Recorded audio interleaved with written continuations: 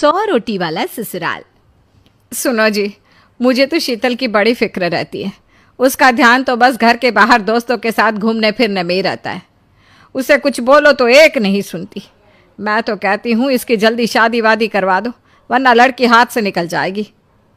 तुमसे ज़्यादा चिंता है मुझे शीतल की शादी की। कल ही वो रामपुर वाले मौसा जी को फ़ोन भी किया था। बता रहे थे एक लड़का है नज़र में। उनका अपना घर है और लड़का भी अच्छा है। अरे तो फिर बस बात चलाओ ना, एक बार देखे तो सही लड़का और घर बार कैसा है। कौन से लड़की की बात चल रही है यहाँ? तुम्हारी शादी की बात चल रही है बेटी। अब तुम्हारी शादी की उम्र हो रही है तो लड़का तो देखना पड़ेगा ना। उफ़ो, मुझे अभी नहीं करनी शादी वादी। ये तो मेरे खेलने कूदने के दिन है। बहुत खेल कूद ली तुम। अब घर के काम धाम सीखने की कोशिश करो, समझी? ससुराल जाकर हमारी नाक मत कटवा देना। सब्जी काटनी तो आती नहीं इसको, तो नाक ही कटवाएगी। अरे मैं इसे शादी तक अच्छे से सब सिखा दूंगी।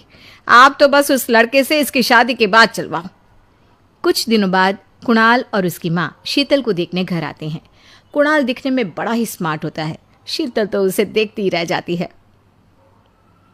देखो जी, हमारी कोई डिमांड तो है नहीं, बस हम चाहते हैं कि लड़की घरेलू हो, घर के सारे कामकाज संभाल ले। अब आपके परिवार में तो बस 3 ही लोग हैं, पर हमारा तो खूब भरा पूरा परिवार है। बाकी हमें लड़की के घूमने फिरने दोस्तों से मिलने से कोई दिक्कत नहीं है। घर का काम करने के बाद जो चाहे सो करे। अरे वाह, ये तो इतने बढ़िया लोग हैं। लड़का भी इतना स्मार्ट है और ऊपर से इन्हें मेरे घूमने फिरने से भी कोई दिक्कत नहीं है। हे भगवान, तूने तो बिना मांगे ही मुझे सब दे दिया। बताओ जी, और क्या चाहिए हमें? हमारी तरफ से तो रिश्ता पक्का है जी। बस फिर तो हंसी खुशी शीतल और कुणाल की शादी हो जाती है। शीतल मन ही मन बड़ी खुश होती है और उसी खुशी के साथ वो अपने ससुराल में कदम रखती है। आओ बहू, तुम्हारा अपने ससुराल में स्वागत है। ये मिलो अपने परिवार से। ये तुम्हारे ससुर जी, तुम्हारी ननद सुनीता और गीता, सुनीता के पति राजेश और उनके 2 बच्चे राजू और चिंटू।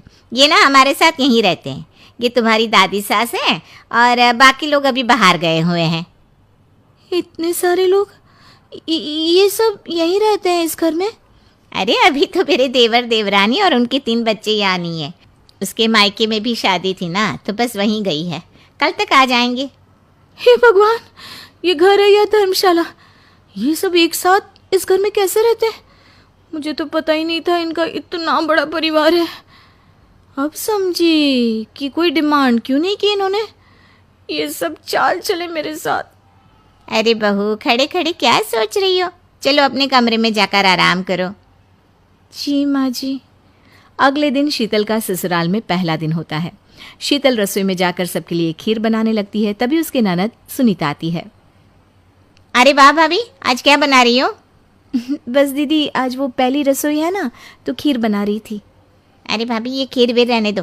घर में 4 लोगों को शुगर है और कुछ लोग मीठा ही नहीं खाते। आप ना सीधा खाना ही बना दो। क्या फ़र्क पड़ता है, मीठा बने या नमकीन? बस बहू के हाथ की पहली रसोई होनी चाहिए ना।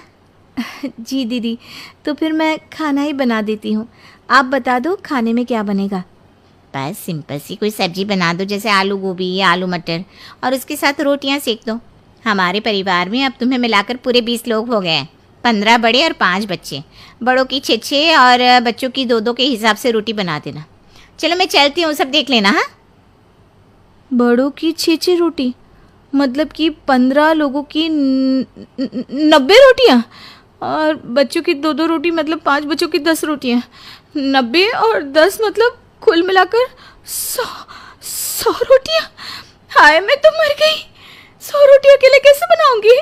माँ, ये तुमने मेरी शादी कहाँ कर दी? शादी से पहले तो मैंने कभी 4 रोटी से ज़्यादा नहीं बनाई। शीतल एक बड़ी सी परात में 100 लोगों के हिसाब से आटा निकालती है और उसे गूंथना शुरू करती है। आटा गूंथते गूंथते शीतल के पसीने छूट जाते हैं। उसके बाद बारी आती है रोटी बनाने की। शीतल एक एक करके रोटी बनाना शुरू करती है और 10 रोटी बनाते ही अपनी कमर पकड़ लेती है। हाय, मैं मर गई। मेरी कमर टूट गई खड़े खड़े, और ऊपर से इतनी गर्मी। मैं 100 रोटियाँ कैसे बनाऊंगी? अरे भाभी, सब बाहर रोटियों का इंतजार कर रहे हैं, जरा जल्दी जल्दी रोटी सेक दो।